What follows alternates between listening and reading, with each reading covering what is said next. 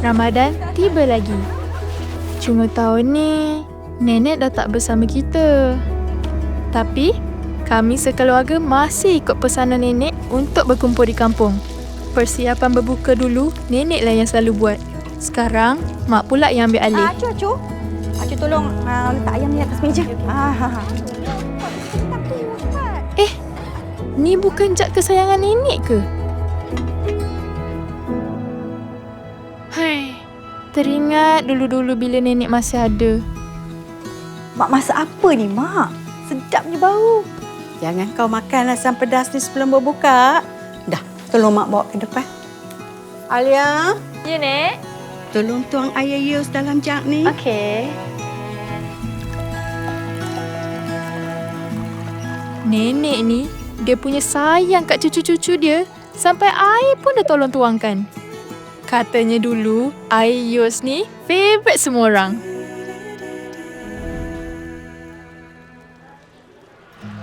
Mama, tengok ni.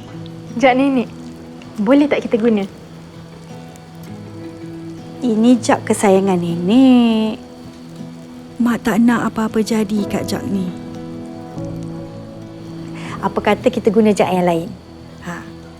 Jak ni kita simpan elok-elok Walaupun nenek dah tak ada, suasana dekat kampung tetap sama.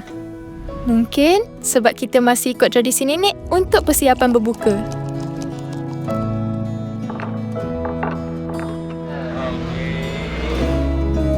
Jomlah kita berbuka.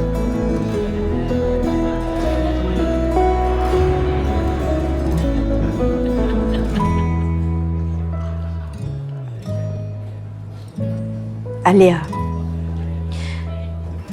bila minum air soya ni, Mama teringat pula dekat nenek.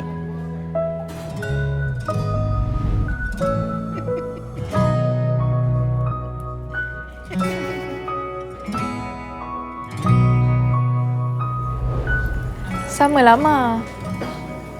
Air yus ni kan air favourite dia.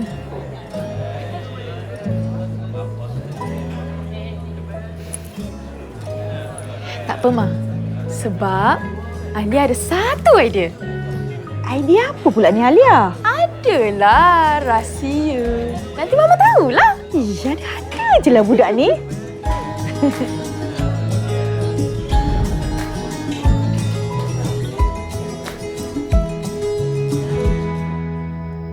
Raya tahun ni akan jadi ekstra istimewa. Tengoklah nanti.